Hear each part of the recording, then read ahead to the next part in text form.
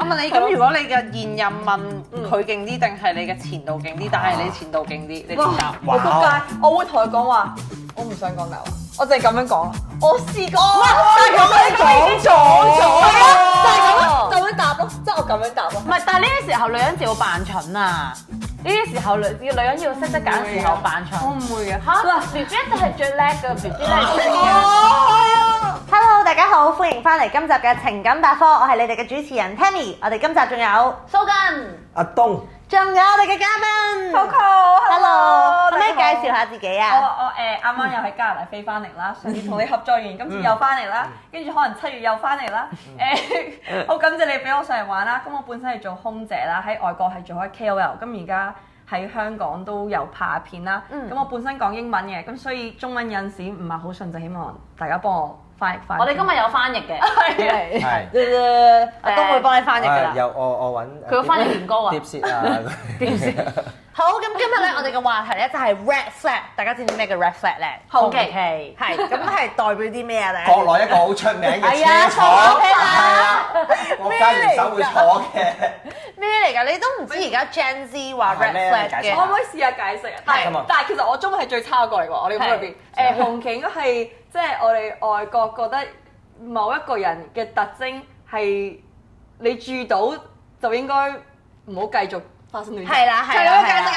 係啦，即係一啲要避雷嘅地方咯，即係見到有啲端倪呢個人，有可能係會家暴你嘅。係啦，未必咁極端嘅，但係就你一睇你就覺得哇好有問題，哇呢個人好 red flag 咯，就唔好開始咯。係啦即係 red alert 嗰啲，即係紅色警戒要嗰啲留意啊，係啊要警戒係。好似係 alarm 咁警樣，就係你覺得哇好似好有問題哦，咁樣明白。。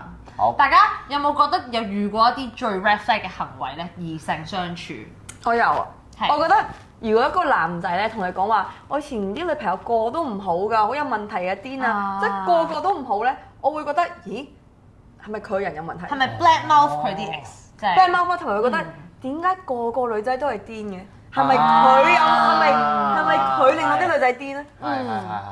係啊，我都覺得如果我都覺得如果嗰個異性係咁喺度講，即係你係咁講人哋，即係代表你反映你自己有問題咯。即係如果個個女仔有問題，點解咁巧你又遇到啊？係啊，同唔係埋我都會。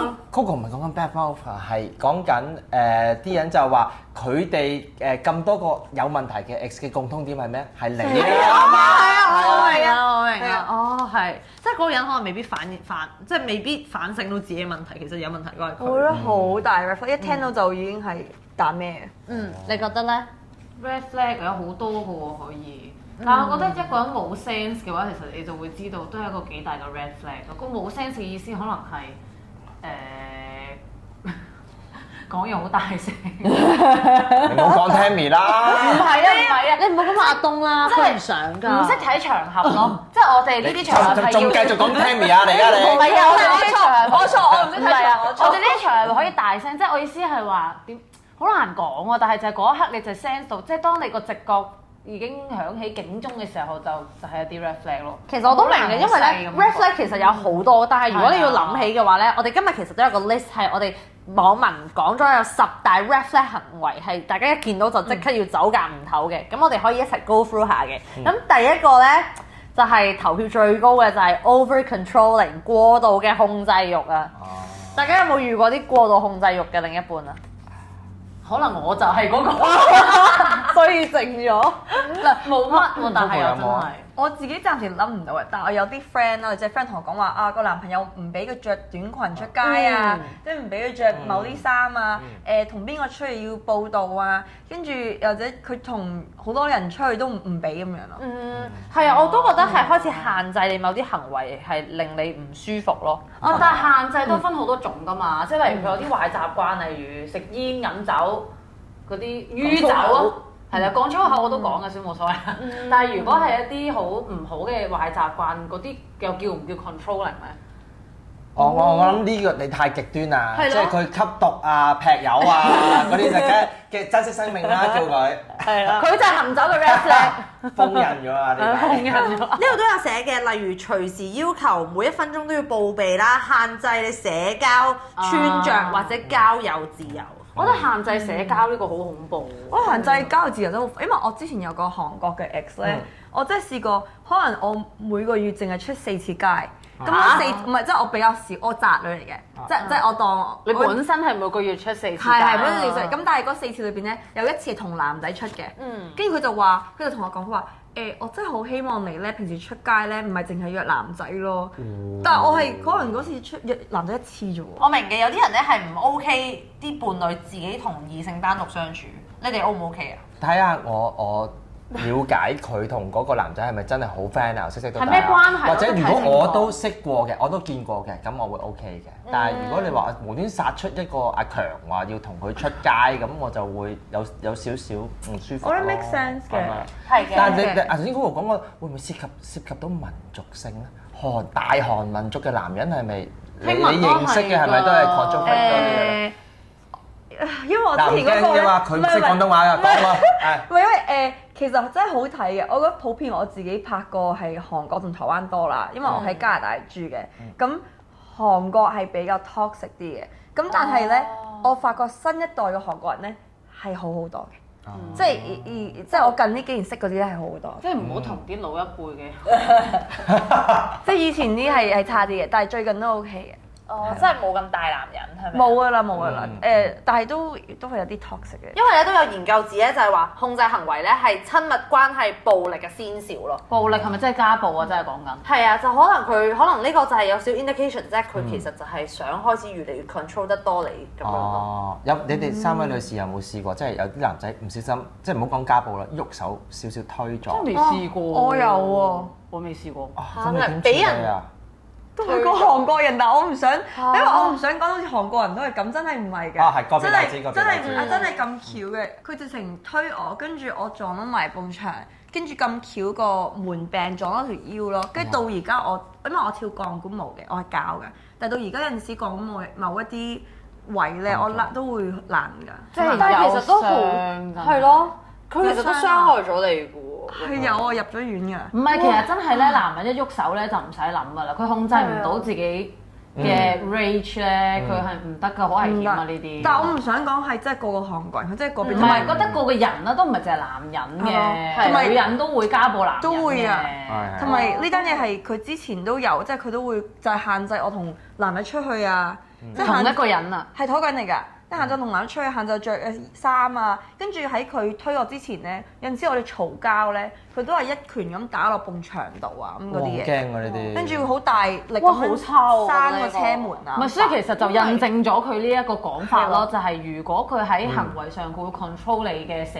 交或者 control 你生活上嘅一啲嘢，就其實 somehow 係會引致到最後其實佢。即係嗰啲叫咩？冰山一角，佢上面嗰座冰山咧就係控制你，但係下面其實佢係隱藏住，佢係會佢會慢手佢會慢慢 show 佢 true colour 係啊，即係其實可能佢最後就會去到最盡就可能會暴力咁樣咯。但係我覺得呢個好大問題就係其實佢都唔 care about 你，因為其實咧第二個 red flag 行為咧就係缺乏同理心啦。咁我覺得其實咧有少少似即係你係有冇同理心呢一 part，你先至會開始越嚟越 over controlling 咯。缺乏同理心咧，就係話對你嘅感受漠不關心啦，甚至可能最差嘅話就會嘲笑你嘅脆弱咁衰。我真係好 mean 喎，但係我都遇過啊。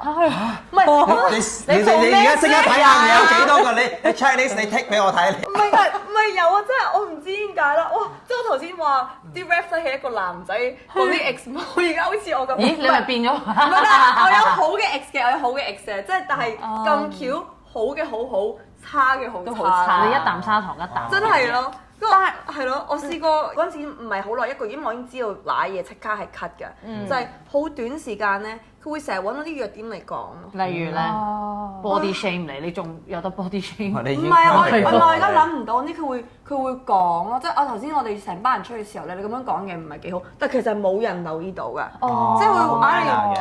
但我覺得佢咁樣又唔係嘲笑你喎，即係睇佢點樣 deliver 呢一樣嘢，即係可能有啲嘢佢係真係覺得咁樣講唔係幾好，佢係提緊你，我覺得冇問題。但係唔係睇佢點樣表達，唔係長時間，仲要係因為我個人都比較樂觀嘅，即係你都同我合作過比較樂觀啊。係。跟住佢都同我講話，我覺得咁樣係 toxic positivity 咯，係做出嚟嘅，即係佢話冇可能一個人咁樂觀嘅，你咁樂觀，你夾硬逼自己係一個 toxic 嘅行為。即係佢成日 comment 你，even 你人格啊、personality 係啊都會，我都可以。佢呢啲真係 yes， 呢個我都可以分享下，因為我都曾經交過女朋友啦，可能佢點樣唔止一個交個女朋友？曾經有一位前度啦，係佢可能佢自己都比較自卑，佢睇個世界都好灰，佢潛意識地佢都會攻擊我。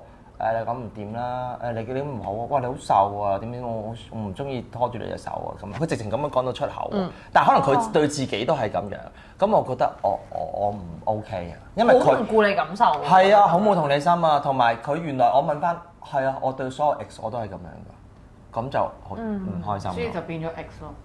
其實咁樣 Yeah，因為佢根本個人都唔開心，佢唔想你開心啊，係啦，可能呢個係啊。就問題啊。佢唔識得欣賞自己嘅優點，變咗佢就更加唔識得睇呢個世界其他人嘅美好。佢根本就佢自己都覺得唔開心，覺得身邊人全部人都唔開心，佢唔想其他人都開心，因為佢唔明白點解你咁開心，所以就係假 toxic positivity。toxic，你開咗。係，我覺得咧，對於缺乏同理心，我比較會 concern 就係，譬如我可能同佢講一樣我遇到嘅，譬如 difficult situation 或者係唔開心嘅時候，佢俾唔俾到關懷或者係安慰我咯。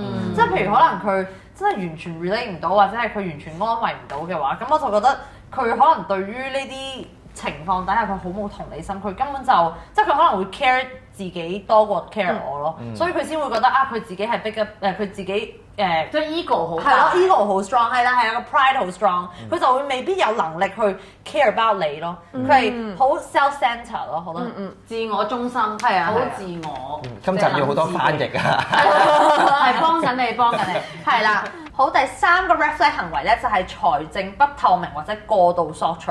咁通常嘅行為會點咧？就係頻繁借錢啊，或者要求你送禮物，但係自己從來都唔付出咯。呢個比較極端咯，你有冇試過？哎呀，我好想做呢個 red flag 啊！即係有個提款機咁樣。我好想做到啊！Sugar 哎呀 Daddy 係邊 Sugar Daddy？等陣先係咯，Coco 應該試過嘅。你咩意思啊？你點解咁罵人我啊都有 ex 係食過軟飯，但冇咁誇張。食你軟飯啊？你有冇女朋友啊？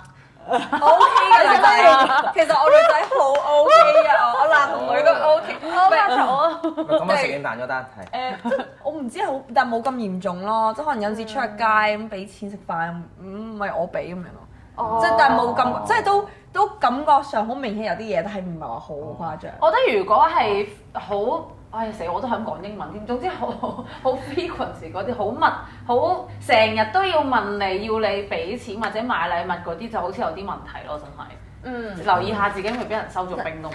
我有好多 friend 係咩咧？一齊住，跟住可能個男仔有1-2個月俾唔到租就近啲，但係點知俾下俾下越俾越少，跟住就冇再俾個租啦。我都有聽過喎，聽過好我聽過啊！多次啊一開頭同居話一齊夾嘅，咁係啊點知慢慢就有一方就開始唔俾咁樣。即係越夾越少，越夾越少。但我通常聽係女仔多啲咯，哦即係然後個男仔都冇乜所謂咁樣咯。係啊，係啊，佢好開心啊！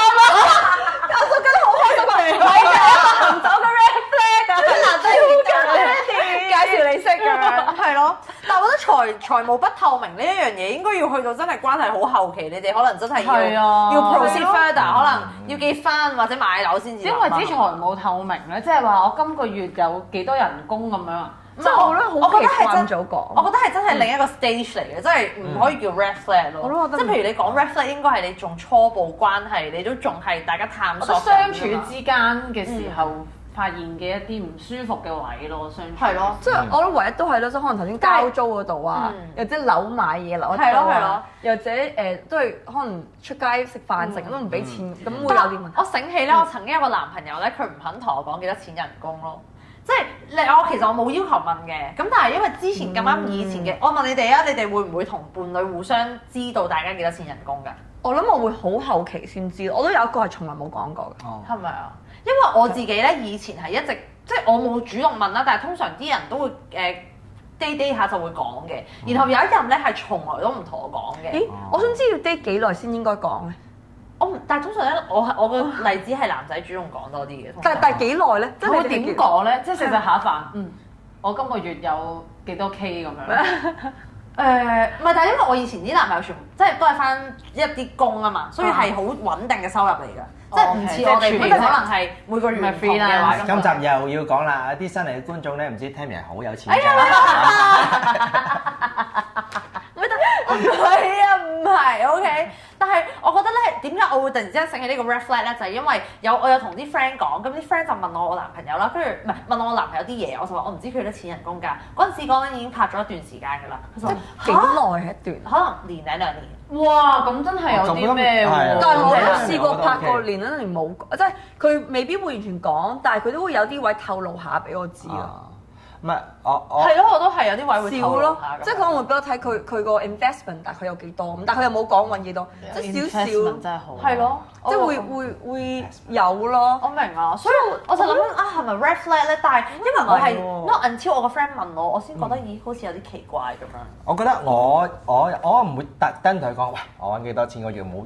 但我 welcome，如果佢問，我會咯。所以我自己覺得嚇如果有啲男士特登隱瞞你哋，你同佢拍咗成年拖，佢都唔知佢收入嘅時候，佢特登隱瞞你問佢有咦呀咧，我覺得係有啲怪。我覺得佢都係有啲。我覺得佢唔係唔講，即係呢樣嘢其實係反映緊係個問題係在於唔信任，或者點解要隱瞞咧？其實點樣呢啲嘢，即係我覺得一個好嘅關係應該係要李嘉誠個私生仔啊？大家都可以啊，隱藏富豪啊，我都想要啊呢啲。因為有個 case 咧係我個女仔朋友啦，佢識咗嗰個男朋友啦，然之後佢哋結咗婚啦，佢都唔知佢老公揾幾多。我知啊但係咧，因為佢老公係乜嘢？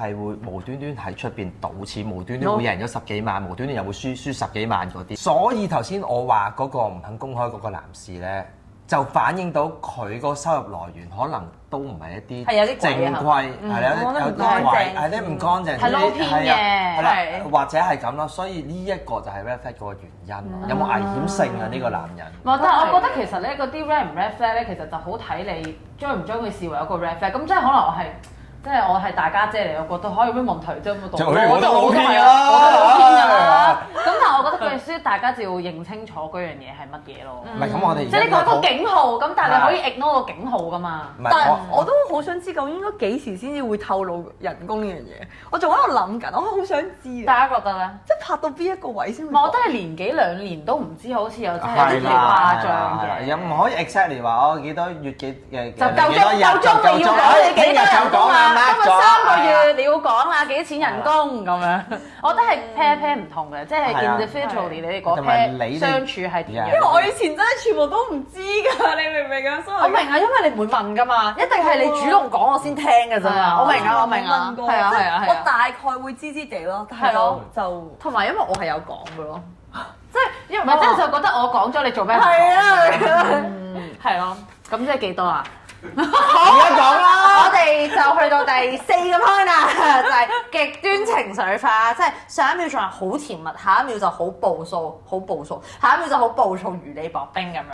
有冇試過？即係嗰個係我嚟嘅喎。係咯，我真係一個行走嘅 red flag，唔係，但係我係 mood swing 咯，即係我會可能一時又好 high，但係隔一陣就我冇電，我要瞓覺咁樣。佢唔係講緊呢啲。係咩啊？係啊，即係有啲有攻擊性嘅yes，類似狂躁症咁樣㗎。 bipolar 即係突然間會衝去你門口，BB 好掛住你，我拎咗扎花喺你門口啊，係啊。哇跟住咁幾浪然之後漫啊一句説話唔滿意就自己打爛個杯啊，打牆啊。咁呢個係咪有啲似頭先嗰個？係咯，呢個好極端喎。係咯，即係個家暴嗰個。咦，我有樣嘢想問喎，因為其實我頭先諗一句英文字咧，我唔知香港係有冇呢個 concept，我真係想知嘅。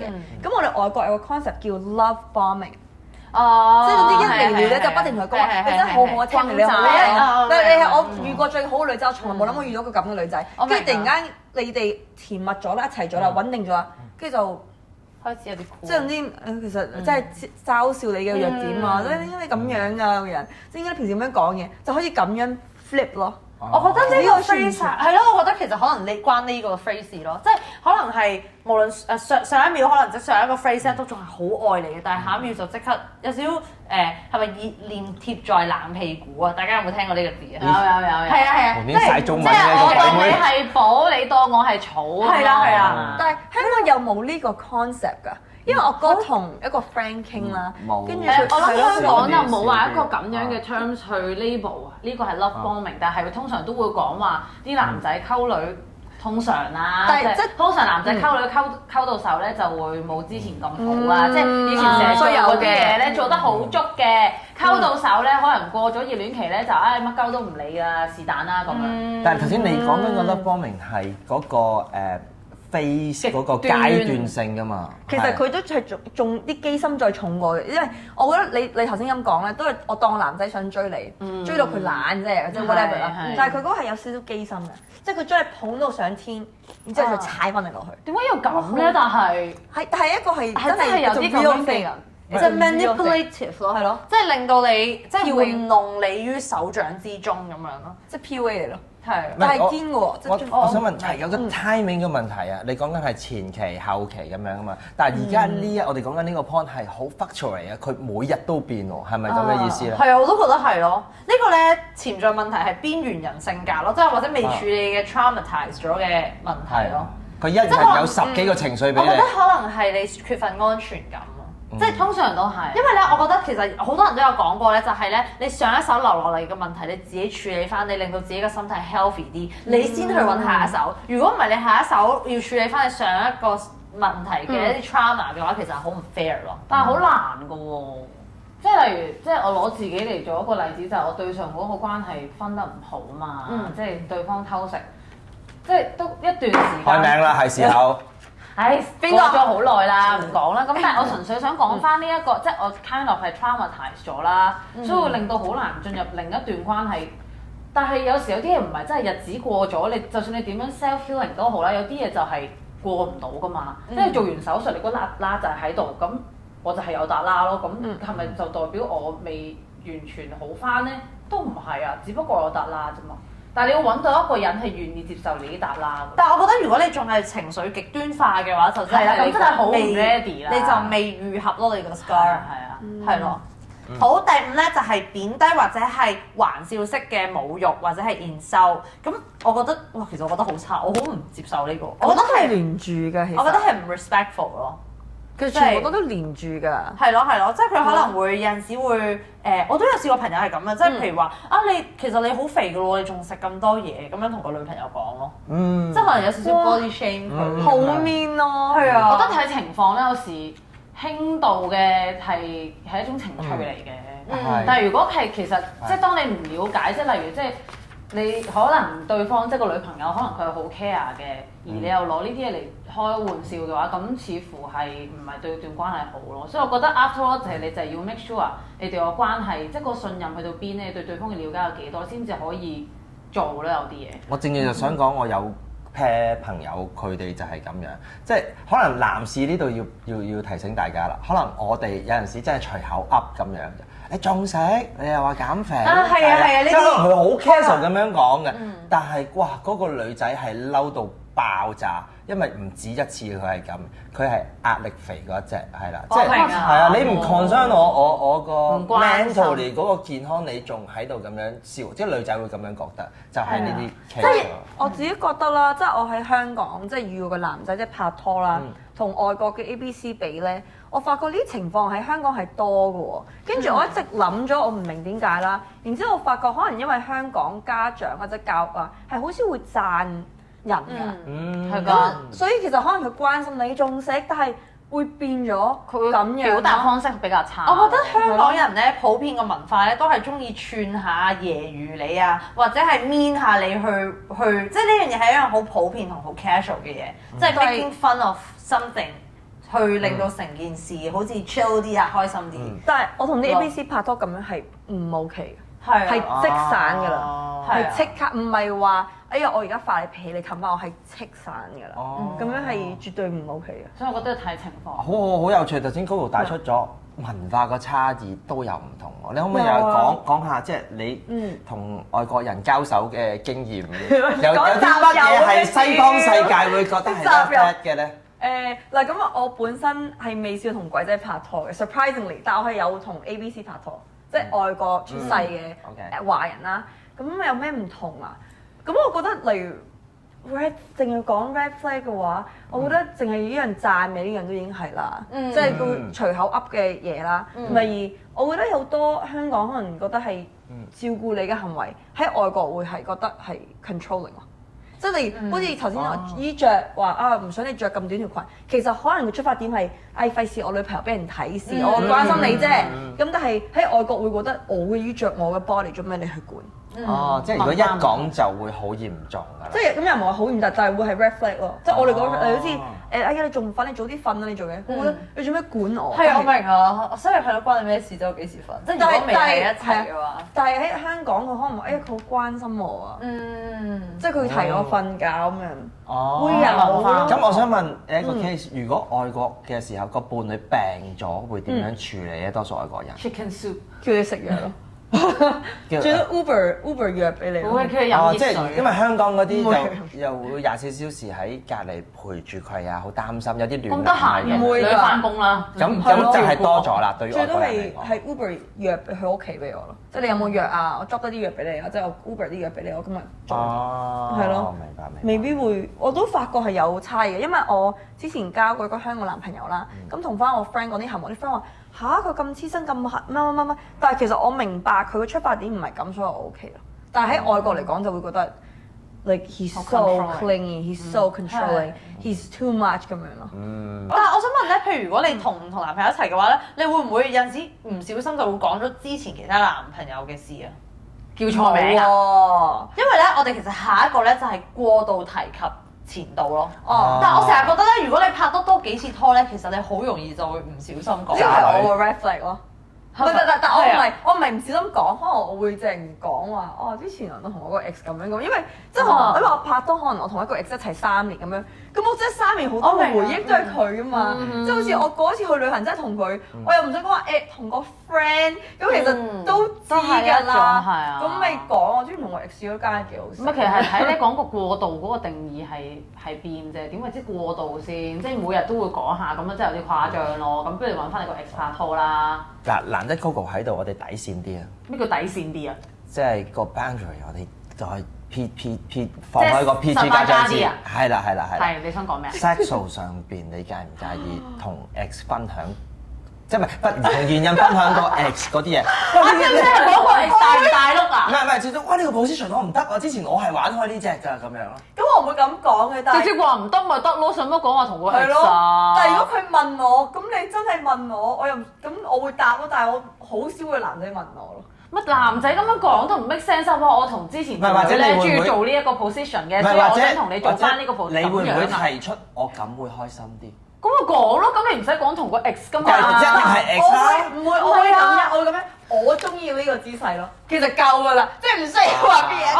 我問你咁，如果你嘅現任問佢勁啲，定係你嘅前度勁啲？但係你前度勁啲，你點答？我仆街，我會同佢講話，我唔想講大話，我淨係咁樣講咯。我試過，但係咁樣講咗啊，但係咁樣答咯，即係我咁樣答咯。我試過有 ex 問我，佢話我算唔算大啊？跟住我個刻我唔想講大話。咁我即刻着翻褲啦。我真係唔想講大話啊嘛，跟住我都試過有男仔問我點啊，頭先我得唔得？跟住我話你呢啲 moment 都想我讚你啫，得你得。佢話唔係啊嘛，我真係想 feedback，唔係你得嘅，你想我讚你，我而家讚俾你。咁唔通點啫？你咁樣嗱，OK，傳統華人婦女你哋會乜料啊？咩啊？都會交下氣啊嘛，我其實係即係冇佢咁坦白㗎嘛。我演員嚟㗎嘛。但係佢柒咯，咩人問啲咁嘅問題啫？係咯，我都唔係嘅男仔真男仔係會問嘅，男仔會問嘅。我大唔大啊？喂，咁佢真係唔係，其實唔係，但係呢啲時候女人就要扮蠢啊！呢啲時候女人要識得揀時候扮蠢。我唔會嘅。嚇，B B 一定係最叻嘅，B B 咧係最嘅。想講其實男仔都要情緒價值啫嘛。係啊，係咯，因為我喺啲朋友裏邊係知咧，我係中意大同長嘅，跟住我係講嘅，係咪真係剪得落去㗎？呢喂，啲係啊，可以真。跟住我試過有個男仔同我做完啦，跟住我冇講任何嘢啦，跟住而家同我女仔 friend 講，我話我 friend 即係傾下偈，好閨蜜，跟住突然間其實咧，我覺得佢唔係好得咯。跟住我嗰個 friend 話其實我知咯，咁我點解你會知啊？唔係，跟住我 friend 話因為以往你性格咧，你一句讚美都冇講過，係咪之後一句聲都冇出過，即係你平時冇話開唔開心，冇成程都冇，我就已經知係唔得。哇！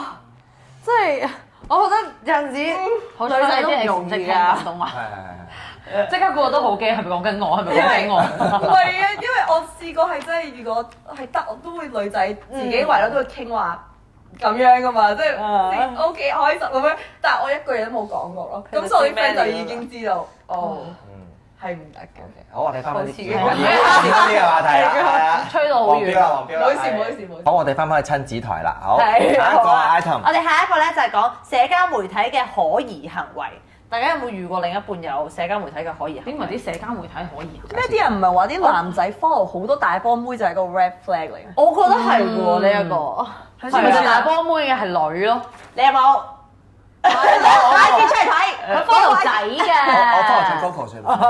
誒唔算，因為我唔係你淨係 follow 佢一個咩？我唔係大波，所以唔算。但係我覺得如果佢肯唔介意俾你知，亦都好坦白啊。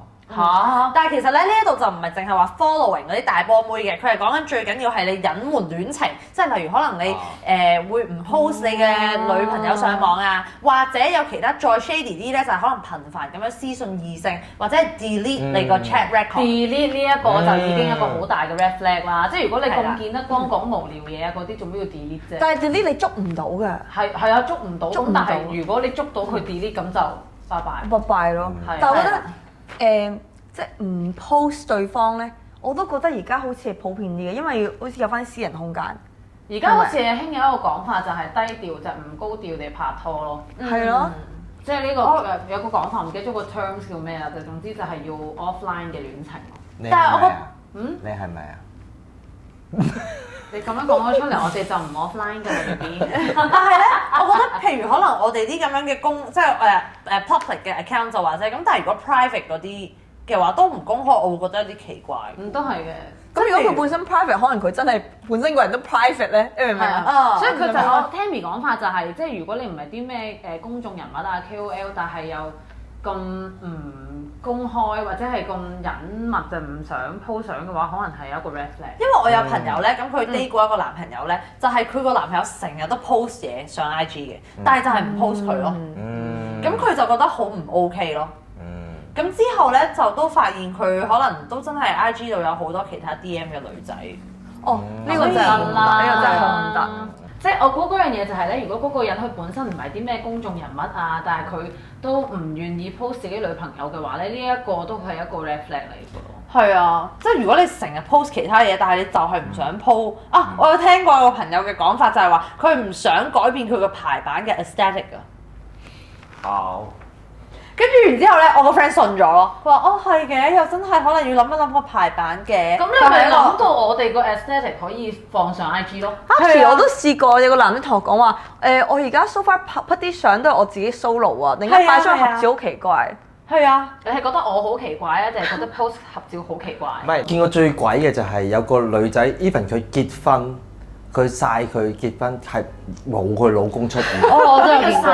我明啊，我明啊。係啊，佢幫佢 wedding 啊，佢自己着婚紗啊，所有成個我明啊成個 event 啊，個 venue 係點樣，但係冇出現過佢老公㗎。醜樣㗎。我唔知道啊。但係呢個就有啲唔同，呢個有可能關乎到，即係你個 friend 應該係啲公眾人物啦，係嘛？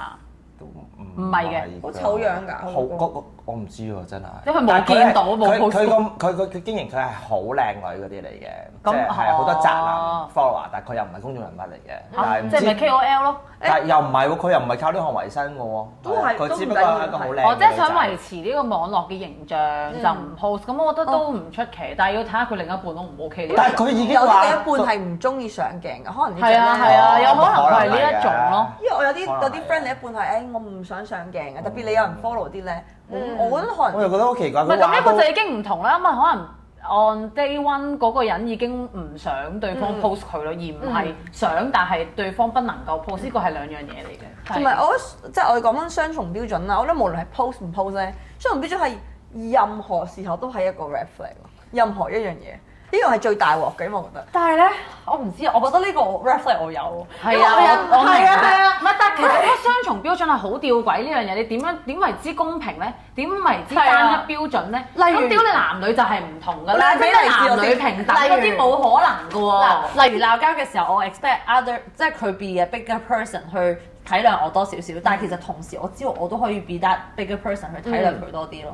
咁我就會希望，即係我呢個時候我都會覺得，即係你可唔可以就 take 個 initiative 你去做，即係你去俾多啲愛我或者温暖我，去令到我去都 OK 嗰一下咯。唔明，可唔可以唔明咩？唔係我明嘅，就係總之兩個嗌交，佢要個男去氹佢多啲咯，即係就佢多啲咯。係啦，即係譬如嗰個處境有陣時鬧交冇分啱同唔啱，冇分黑，即係唔係黑白之分啦。係其實灰色地帶兩個都有啱，兩個都有唔啱。咁究竟邊一個去 take 個 initiative 去令到件事好翻少少，或者係嗰個位我就係 kick 喺個我嗰個位我就係走唔翻出嚟。邊個低頭先？有陣時未必關低頭事，就係我嗰刻我就係好唔舒服咯。就係我根本就 compromise 唔到自己，我冇辦法同自己妥協去 let go 嗰個點。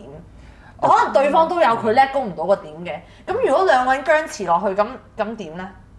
我覺得咧，呢一個 red flag 最吊詭嘅嘢係，你真係要密集式相處，你真係要去到某個 stage 你先會感受到，因為你一開頭相處咧，你哋唔會有衝突噶嘛。你係真係要相處咗一段時間，可能你已經開始投入咗感情，你去到鬧交嗰個位，好明顯就係大家都已經開始要磨合啲嘢啦。你先至發現原來佢就係一個拒絕溝通或者冷暴力嘅人。通常呢個時候你會覺得好難抽身同好傷心，係因為你已經唔係可以即刻 cut off 咯。同埋我試過就算即係溝通啦。係useless communication 係一樣都差嘅，因為我試過有個 ex 啦，即係我都係一個好，即係我會可以 compromise 人嚟嘅。咁我哋拍拖有啲咩位唔啱，我傾，咁其實你可唔可以講翻俾我聽你嘅感受，等我理解啦。佢唔係，佢淨係一味鬧咯。跟住佢鬧完之後 OK， 我聽咗你嘅感受 OK，咁你想點解決先？係咯，係重點。即係究竟係點重點？但係佢都仲喺度嘈咁樣，咁樣唔啱乜。即係呢種係疲勞轟炸，即係疲勞轟炸。咁 OK， 我唔啱咁點啫？咁而家你想點解決？咁我個人係咁樣噶啦，我就係咁樣，即係我好多男性朋友 whatever。咁你想點啊？因為佢冇一個解決方法咯。咁呢啲我都覺得，就算真係有溝通到啦，即係無效溝通，係無效溝通咯，係咯。所以其實講到尾，即係呢啲 red 唔 red flag 嘅嘢，就係講緊你個人有冇 sense 咯，你有冇留意到對方嗰個 emotion 係點樣？我覺得 listen 咯，即係個 listen 唔係淨係講緊你耳仔聽，係 sense 咯。我覺得特別，我唔知男仔有冇，但我覺得特別係女仔啦，你要信你自己直覺，即係你一開頭嗰陣啲嘢唔對路啦。係啊，我都覺啊，係真㗎。同埋好多人 hunt you back 咯。同埋我都唔話，哎呀，我而家遇咗一個人，我唔知佢中唔中意我，好困擾。我覺得如果一個人真係中意你咧，佢係會俾你知。如果一個人中意你而佢唔俾你知，亦都唔追你，其實嗰個人係唔啱你，你唔值得要，你唔其實真係唔係咁中意咯。係咯，所以唔係咁中意。Trust your instinct。所以如果你哋遇到啲咁嘅人，拜拜，唔啱你啊！要 identify 好晒我哋今日講嘅 red flag，知唔知啊？要 mark 低佢，即刻要黃秋生。好，咁今日我哋時間就嚟到呢度啦。大家如果覺得我哋頭先有啲咩 red flag 行為都冇講到嘅話，歡迎喺下面留言㗎。多謝我哋今日 Coco 上嚟同我哋傾偈，大家記住要 follow 佢嘅 Instagram 啦。好，同埋記住要 CLSS 我哋 channel，我哋下次見，拜拜。